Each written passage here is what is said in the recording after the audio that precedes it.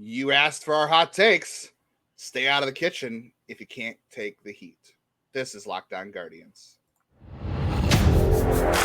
You are Locked On Guardians, your daily podcast on the Cleveland Guardians, part of the Locked On Podcast Network, your team every day.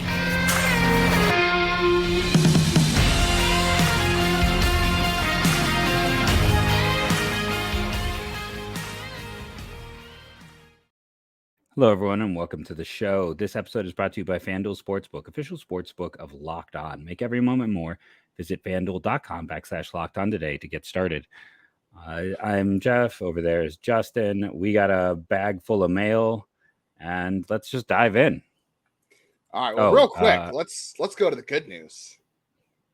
Okay. Let's go to it's all good news today because it's all listener questions. But before we get to questions, you guys were super vocal about the lack of extra content. So here's what we came up with. We got this approved. What we're going to do is we're not going to do an hour show every day. Unfortunately, that's the bad news. The good news is whatever we don't get to on each day of the show, we're going to save throughout the week. And we are going to do a bonus show. So basically what that will entail, and we're not going to promise this every week. We are going to, if there's enough topics left over at the end of the week, we'll do the bonus show. But I think we've talked about Thursdays, just recording an extra episode of stuff we didn't get to throughout the week as a bonus show that will come out on Saturday. So you're going to get an extra half hour of us each week, or not each week, but almost each week. We'll see, depending on how things go. But so we do have a bit of an after show still. It'll be in a different format, but your guys' response was awesome, and we're going to give you more of us if we can. So thank you. And the other thing is we might have like one long show a week. There's still a chance on these mailbags, or, one of those things like we'll try to do more live streams. I'll just be honest with listeners. When we do a live stream, we don't currently have enough people who can currently watch to allow us to insert ads until we get to a certain number. So basically, not that we make a ton per show, but it's like we then get no revenue from the YouTube side of it. So that's why we have kind of moved away from those. I think most people would, if all things are even, do the format that's a little bit easier, which is the non-live show, and make money off of it as opposed to the other way. And I mean, if that offends you, I'm sorry that's there, but we are going to have live shows either way. We will get back to it, especially when there's like live content going on. But yeah, so that's why those happen. So when we do have a live show, please join us. Like, help us get those numbers up so that it becomes something that's just give you a look behind the scenes. Yeah, if you want us to do a live show, and you can comment as the show's going on, whatever is going on, why we're live. Tell people to join with you so we can do it more often. Not like Jeff said, we don't make a ton of money off it, but it'd be great if we had more reasons to do it. All right, let's jump into questions. First one is from Josh. How much better will this year's team be better than last year? Obviously, too early to have a serious answer.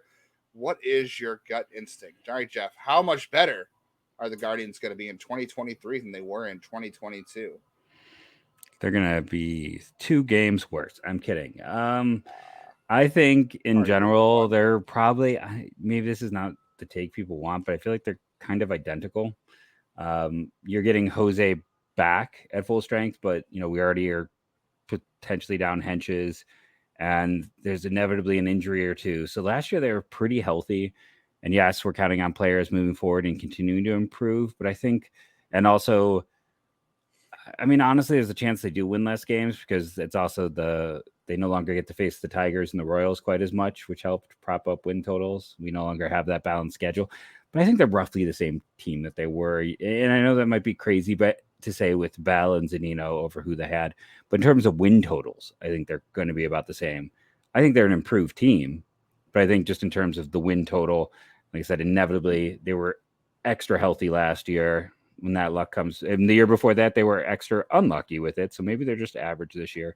But I think win total, they're probably about the same range. So again, when we get to our sponsors, I would say bet the over, because the over is still under what they did a year ago.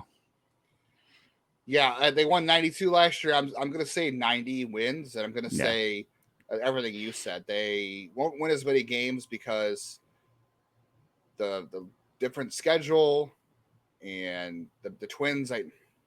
I'm going to say the Twins are improved. I know it's going to bite me when I say that. I'm going to say the White Sox will be a little better for having a competent manager. That's going to make things a little bit tougher. I'm a little concerned about the bullpen hangover and the injuries we've already talked about. But look, like I said, Josh Bell, Mike Zunino, upgrades. Miles Straw can't possibly be as bad as he was a year ago in his bad months. Don't challenge him. I know. Well, he's currently dealing with a knee injury right now. Hopefully he's okay. I haven't checked your roster if he's on your roster, Mr. Team Injury over there. But honorary he can't member. be as bad as he was a year ago, right? So my only concerns are the schedule change, the Twins and the White Sox getting slightly better, and the bullpen. Now those are my concerns. But if they can get the bullpen back to where they were last year, if everybody gets healthy, there's still a long season to go. So I'm not going to panic with the bullpen yet. I think if this team had Josh Bell and Mike Zunino last year against the Yankees, I think they win that series. So I think the improvement offensively, and like I said, Miles Straw can't be as bad as he was a year ago, and improvements from Bell and Zunino, I think they can win the ALDS and get to a round further this year. So that's my argument. Regular season doesn't matter. Just get to the playoffs and hope that the impact upgrades you made have the postseason impact. All right, Patrick. Who will be the 2 or 3 new impactful reliever arms in the 2023 season? Well, Tim Herron's got to be number 1, right? Yeah. I mean, the only reason I hesitate is just like, the transition is hard, is I guess what I'm going to. Like for me, I immediately go Cody Morris just because I know that's maybe out. New? Is he new though? But did he do he's still a rookie. He threw it wasn't that much. So it's like, to me, that still counts as new. If we're just talking like people we haven't seen at all. Yeah, or I guess Tim Herron. Step up. Yeah, Tim Herron's, well, that's an obvious one. So I think, I talked about this a bit yesterday. I think thanks to, if they're healthy, and I think thanks to like, limited innings due to health the past 2 years, I think come the end of the year, Joey Cantillo and Daniel Espino could be those guys. They could be kind of similar to what Morris was last year. Maybe even if they want to lean on them a little more, potentially they could. But the other thing is, even with the Hench's injury, there's not a lot of wiggle in this pen for a lot of new faces. There's not, no. And on the 40-man roster, that's the hard part. Tim Herron's got to be one. If Joey Cantillo is a new relief option, that makes me scared for Sam Hench's health. Like, they're doing that because, yes, Cantillo could help them in the bullpen regardless because he's good and he might be on an innings limit and you want to maybe get him up there. But if they do that out of desperation because they don't have Hench's to the whole, or at some points, that kind of scares me. So let me say Herron. You know what? Let me say Herron, Jason Billis, and Touki Toussaint. Touki Toussaint is the wild card here, right? Well, I don't know. I'm not going to go Billis. Let's say that's not as fun. Touki Toussaint's the fun one, though. I'll say Herron and Touki Toussaint are your out of nowhere guys this year, although Herron's not really out of nowhere.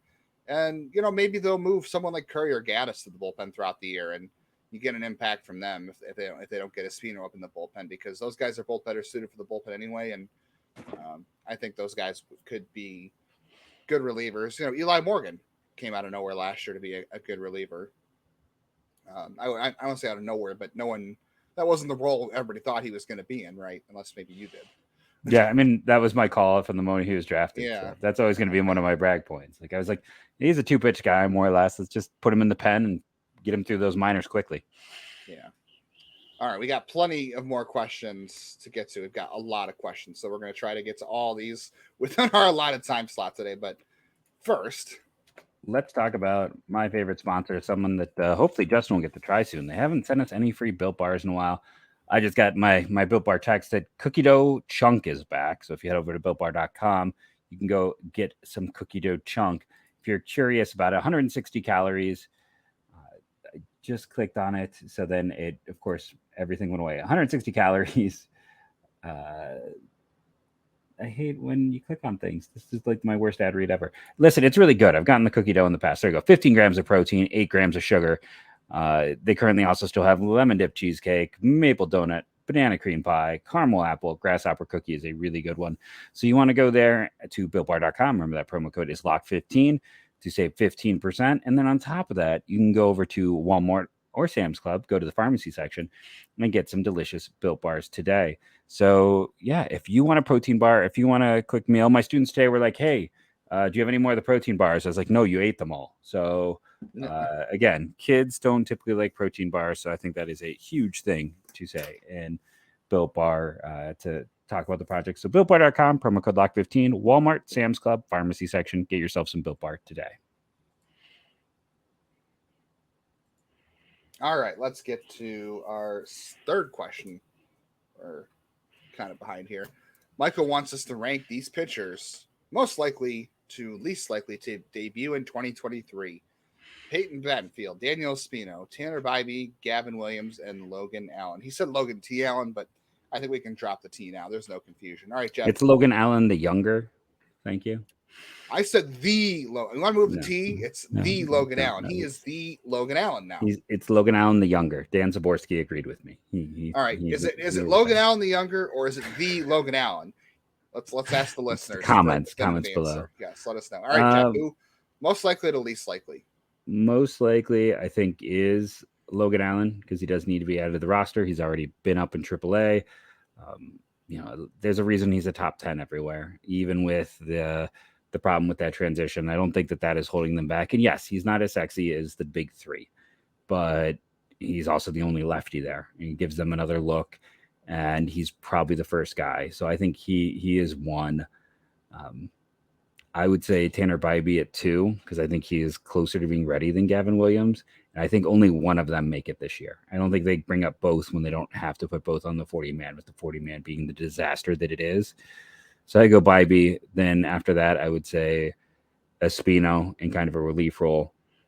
Then Battenfield, and then Gavin Williams. Because again, I think they're only going to bring up one of those two. I think because at the end of the year, you have to add Espino and you have to add Logan Allen to the 40-man. Now, there's not a ton of guys you do have to add, but it's already a tight situation. So, when I look through it, I think one of the two makes it, and then Espino and Allen you're going to have to add anyways. With Battenfield, it's just he's really got to recoup value this year and show that he can get there. I just think that he's kind of on the outs right now. Like he's a guy that in a year might be leaving as a minor league free agent, right? Would it be 6 in a year? Yeah, I think Battenfield's coming up on that side. It's going to be interesting. I will say most likely, you're right. It's Logan Allen because he has to be on the 40 and he's just about ready. But I would probably put Tanner Bybee behind Logan Allen, number 2. That's what I said. Oh, did you? Okay, I thought you said Espino in front of him. No. Just because he's coming fast and they'll find room if he forces them because he's so good this year. I think he will force them.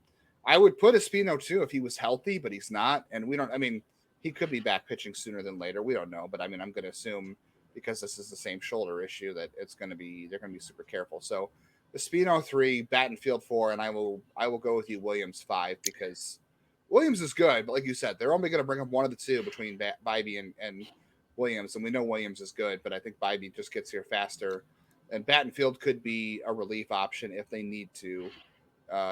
He was an emergency guy last year because of COVID rules, and that won't be the case this year because they don't have those, but he could. I think Battenfield will make a good reliever, to be honest with you. I mean, he's got a lot of pitches. It'd be interesting, but I would like to see him. I would like to see Peyton push his way back in because I thought he had a chance to make a pitch last year, and he did not force them to give him a shot. So I hope that he does this year. So surprise, surprise, we had this exact same ranking and agreed.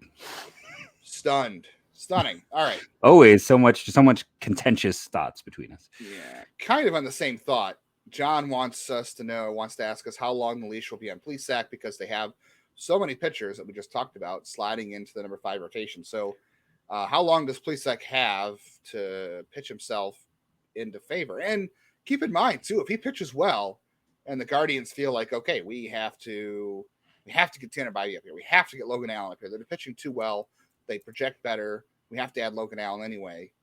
Nobody says they can't just move Zach Plesac if they feel like they have a better option internally, right? Like, just because I guess he'd have to pitch really well for them to consider not doing it, but I feel like they could still make that trade in season because we've already seen a couple infielders go down with injuries. If a pitcher goes down with a serious injury, there's no reason they won't consider it, right? No, and I think, listen, if he's struggling, he's got till July, I think, honestly. I think, because here's the thing, like, Yeah. Logan Allen, we said, is the most likely guy to be up. Now, there is Gaddis, there is Curry, but you and I both kind of think maybe long term they're relievers. Pilkington is just, he's a solid 6. Like, he's not really a guy you want to run out there every day. So when you're looking at the grand scheme, you're going to want Logan Allen to get a few months to see if he can, kind of reestablish what he did in AA and not so much how he ended the year in AAA. You're also going to want him to build confidence up before you don't want a guy who maybe had a little bit of a confidence shakedown, throw him in the big leagues. That's not a recipe for success. So they kind of need Zach Plesac to start the year. They kind of need that depth arm. And again, you want to build his confidence and you want to build his value. And for as much as people want to run him off, listen, Shane Bieber is gone in a year. So you really want to lose, 2/5 of your rotation? You really think 2 of the rookies are going to be ready to go as pieces next year? I mean, potentially. Bybee and Allen could be, yeah. But it's not a clean. Yeah, but it's not. It's also, we have seen that transition is hard. So it's I always get nervous about just 100% betting on people stepping in. So there are a lot of choices, but I think everyone who's reacting to Plesac, I hate to break to you, but this team does not knee jerk. They do not sell low. They do not cut bait unless someone has really annoyed them, like what seemed to happen with Franmil. So I think not like Plesac hasn't annoyed them before. He has, but I think that they also know there's a lot more value in a full-time DH who's slumping as opposed to a potential starting pitcher. So if they can. What do you mean? Franmil Reyes said zero value. They had to DFA him. I know that's my point. That's my point. I'm saying that, like, for them to turn them around. Yeah, like, if you turning around Franmil, he's still just a DH. Like, a DH has limited value. A starting pitcher, even if Plesac is like a 4 or 5, there's value in that. Like, there's so giving him enough rope to see either he's going to recoup value, and again, he's the best pickoff move. Like, some of what he does is more valuable than ever. So, I think they're going to try to recoup his value, give him that opportunity to re-showcase, and hopefully he should realize that he is at a crossroads right now after his agents let him go and everything else. So maybe he'll come in like super focused, and we'll see. Because he was fine in 21. He was awesome in 20, and he was bad last year. We're not counting 20. Come on, we're not counting 20. No, but even so, the last 2 years, you had 1 year where he's a fine, acceptable back end, and 1 year where he was bad. So you just see what he can be. Yeah. Christian wants to know: do you guys expect a position player to make his MLB debut before August? And if so, who? A position player who will make their debut. Well, I guess Bo Naylor doesn't count because he made his debut last year, right? So we're not going to say Bo Naylor. Before August, I'm trying to think of where that player would even fit on the roster. And it's a position player. I'll jump in while you think. Okay, go. I'll say yes. I'll say yes, and I'll say it'll be Mike Caprice. I want to know how that happens. If you can jump to the future and keep, quickly tell me how that happens. The reason I think is, I've been like everyone else, kind of looking at the Dodgers of late, and this will come back around, I promise, because of their injury. And when you look at that Dodgers team, what's kind of crazy about the Dodgers team is I think Terry would love to have the flexibility the Dodgers have, where, like Max Muncy plays 4 positions, where, Chris Taylor plays 3 or 4. The thing about Mike Caprice right now with this team is the ability that he could, in a pinch, play center, can play left, play right, can play first base, has better athletic tools, and is a guy where, as opposed to a George Valera, you might feel more comfortable in that depth bench role, where maybe you're not as concerned about him getting at bats, where he can back up 4 spots, being similar to maybe what Will Benson was a year ago, or what Will Benson was supposed to be. Kind of filling that Will Benson-esque role. Now, I know it's hard with the 40-man, but if they decide that they need to add another outfielder, as we saw with Ahmed, infielders transitioning to the outfield isn't always the easiest thing. So if they feel like they want to carry an extra outfielder who has flexibility, who runs well, who has power, who has some of the things similar to what Will Benson was, isn't that Prees? No, it's not. Okay. Well, I guess that what you're describing is, but my answer is not going to be. I guess it's a little less exciting. My answer, if somebody does debut before August, it's going to be David Fry. I think David Fry is the obvious guy here, depending on the role. Yeah, but he's I'm not going to say Valeric. Not the fun one. Huh? But it's not the fun one. It's not the fun one, but you just talked about versatility for 5 minutes, and no, fair enough. Who has more versatility than David Fry? And what do they need? What do they need, Jeff? They need someone who can hit left-handed pitching on the bench, and David Fry does that. And he also happens to serve as Terry Francona's favorite position, or second favorite position, safety blanket catcher. Okay, and he's got a good arm. I watched him throw somebody out the other day. His pop time was good, so not worried about that. We got a bunch more questions to get to, and we're going to lead off with this very exciting one next segment. Okay, so we have next up our fantastic friends at FanDuel. You know them, you love them. They're our newest sponsor, and it's the midway point of the NBA season and the perfect time to download FanDuel, America's #1 sports book, because no customers get a no sweat first bet up to $1,000. Just download the FanDuel Sportsbook app. It's safe, secure, and super easy to use. Then you can bet on everything from the money line to the point scores and threes drained. We again advise to take the over for the Guardians. Plus, FanDuel even lets you combine your bets for a chance at a bigger payout with a same game parlay. So don't miss your chance to get your no sweat first bet up to $1,000 in bonus bets when you go to FanDuel.com/lockedon. That's FanDuel.com/lockedon to learn more. Make every moment more with FanDuel, an official sports betting partner of the NBA. All right, you asked us for hot takes, so it's time to get the stove fired up while the stove's over. I don't know. Let's get the flame going. Noah is asking, what is your hottest prediction for the season, and also what is your most realistic? So Noah gave us his hottest take for him is Bybee starts game 3 of the ALDS. His most realistic take, he says, is that Brennan is the everyday center fielder by the trade deadline. I would categorize those as both spicy. I would reverse those if I was to say which one's the hottest and which one's the realistic one. I would say that the hotter one is Brennan and the realistic one is Bybee. Just because I think you and I both agree.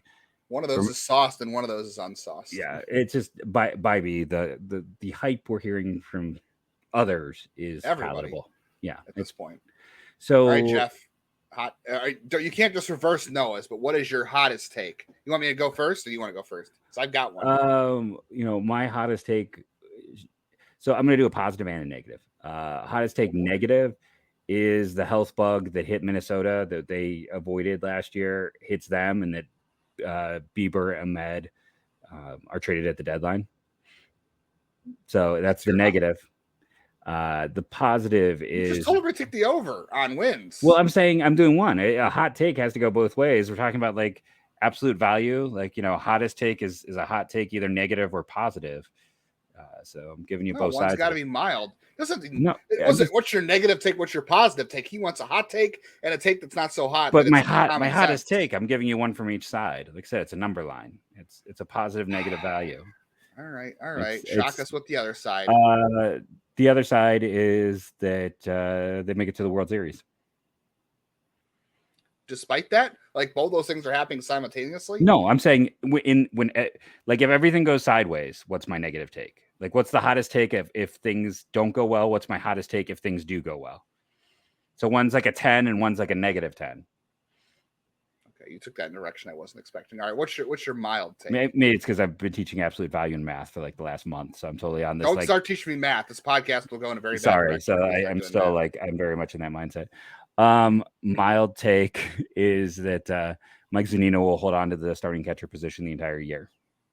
Bo Naylor will get some spots, but it'll be kind of more of a slow work in for him. And then my negative mild take is. Miles Straw gets turned into a fourth outfielder because of struggles, and it's not Brennan in center field, but it's Quan. Oh, that's spicy. I think Yeah. that's spicy. All right. My hot take is the Guardians. This should be so obvious to you. I should have made you guess it. We have a little bit of Tanner time here. Bybee is promoted before No, July. Oh. that we agreed that is a mild take. What? Well, I mean, before July would be a little bit spicy. Okay, that's a little spicy, but no, that's not my spicy take. Is that your only guess? You want to phone a friend? Let's see. What else have you? I don't know. I feel like Mike Caprice is your other prospect guy you're high on. I wish. It's not relating to Mike Caprice. Okay, then I'm without. The Guardians are going to acquire Corbin Burns at the trading deadline. Oh, duh. Come on. I've only been saying this for 3 months now. When I type roster resource on my phone, it says roster resource Brewers. Like, it's not roster resource Guardians. It's roster resource Brewers, because we had so many discussions about this. That is the default. When I went to look, I don't know if we'll have time to get to the Rockies today, but like when I went to look, like, who do they project to be the fill-in? And I'm like, I don't even know who that is. That was the best part. It's Corbin Burns. That's my hot take. But my mild take is this. I think this is a mild take. I think Josh Bell hits 30 home runs. That is my mild take. That's a good one, because he's only had the 1 year over 30, right? Yes, but he's also had 27, I think, hasn't he? And I think he's due for a big year. I think he's going to feel comfortable in this lineup.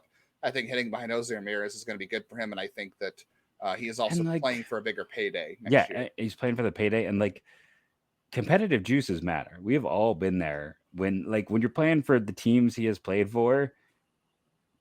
Yeah, I know it's San Diego. It's like he struggled in that situation, but like the other times, it's like you almost entered every game expecting to lose if you're Josh Bell. Yeah, and he also, I think, wants to make up for how poorly he played in San Diego. He used a lot of his juice last year in Washington, where they weren't going anywhere. So yeah, hot take. Corbin Burns is here by August or by July, and Josh Bell is hitting 30 dingers. I'll say Josh Bell is in the home run derby. How about that? That's another one I'll go with. Josh Bell in the home run derby this year. Won't be Jose Ramirez because he doesn't want to worry about his thumb again. All right, we got a couple more questions. We're going to group these together in interest of time. Real quickly, Chuck asked us 3 questions. So, Chuck, we're going to answer your other 2 on another show, but we'll get to this one. Will Shane Bieber ride out the final year of arbitration and be a Guardian next season? No. I think we can. No. We both agreed by January of 2024, Shane Bieber will be with another organization. That's they don't operate that way. They don't do sunk value. And I am going to show these 3 questions before we answer, because they're all related. So, 2 of them are related. Garrett asked, will Ahmed Rosario end the season as Cleveland Guardian? Okay, yes. Garrett. And okay, yes. Zach, where do you see this team on Ahmed Rosario, given he signed for less than his projected value in arbitration? Does that make them more likely or less likely to hang on to him? Yes, I think they're going to hang on to him unless things go sideways. And then the last Ahmed Rosario question, Ahmed adjacent question. Yeah. Pete asked us, who do you seek back in a potential Dodgers trade for Ahmed, Freeman, and Arias? And I think we're both going to say they don't need to do it. Like, again, the Dodgers planned for Miguel Vargas to be the second baseman and Chris Taylor to be in their outfield and Max Muncy to play third. But Max Muncy has played like 40 games at second the last 3 years. Like, Vargas and Muncy and Taylor will split time between second base. At shortstop, it'll be Rojas and Taylor. Michael Busch, who's one of their top prospects, has played some first, some second, some outfield. He'll also play some second. They don't need it, and they're not going to go out and pay anything for those guys. And like, Ty Freeman and Gabby Arias aren't huge trade assets. Like, really, what are you netting for them right now? Neither are. And why would the Dodgers want to trade for unproven guys just who are prospects? They're not interested in unproven. They've got better prospects. Yeah, and then like they have Michael Busch. They have Miguel Vargas. I don't see why the Dodgers want. And then the Guardians have. One could make a case that like they went out and traded for Miguel Rojas' insurance because they weren't sure Gavin Lux could play short. They value defense there. Poor Gavin Lux. They went for the opposite of Rosario. They don't want that. They don't want more of a bat first average defender. They want a, if lucky, average bat, strong proven defender. And Rojas is a very good defender. So the Dodgers aren't happening. Ahmed is here for the season. I've been slowly coming along the idea that if he's willing to take that pay cut this year, like if he's willing to take, somewhere around like 5 years, $60 million that he could stay even. Like, I'm starting to think that if there is a world where he decides to take a pay cut because he is comfortable, because Jose is his friend, because he also realizes that, like, even though he's going to be the only name on the market, it still may not be the biggest market for him. I don't think he is here unless things go sideways. They're not trading him. He's here. Yeah, I don't think he's going anywhere. I think mostly the Dodgers thing just doesn't work because it's just there's no reason for the Dodgers to go over, and they have better options internally. And I also don't think that the Guardians and the Dodgers are a good fit trade wise. They have some like overlap in terms of people who have worked in the Guardians front office in the past. Josh Burns, I think, is their president. He works for them somewhere. I don't know. Former D-backs president, right? Yeah, like they have a bunch of, and all their guys, like they're going to think similarly to Cleveland too. Like they trade the same. They are. I don't want to say snakes is not the right word. Yeah. And they develop well. It's not like you're going to get, that guy that you can steal and develop better. It's like the Dodgers do just as well developing, and they're very smart. Right. And they just have better prospects than Cleveland. I mean, I think I was looking at Baseball America. They had the top rankings for the top farm systems. The Dodgers were 3, and I think Cleveland was 4, and that's because the Dodgers combine a ridiculous amount of money and being incredibly smart. So they are basically the Guardians with money. That's what they are. So, and again, I think it's going to be hard to trade. That's why there's the stubbornness the Guardians are, and they're in a good and bad way. They're not going to. They're not going to find a deal, and they're just fascinating. Even if there was one to be had. Yeah, they're the team that like everyone can play 2 positions and 3 positions. And honestly, if they need something, they need outfield help, not infield help. Like, I'll stand by that. If they go out and make a trade, it's going to be for, Brian Reynolds, not for Ahmed Rosario. Because then, hey, guess what? You can just move Taylor to the infield, and you're fine. Like, they don't need. They're starting Trace Thompson, who, if you want to believe it's a comeback, okay. I mean, he had a great year, but he spent a year in Columbus because when Cleveland was desperate for outfielders, they didn't call him up. Let's be honest here. What really is going to happen is the Dodgers are going to either.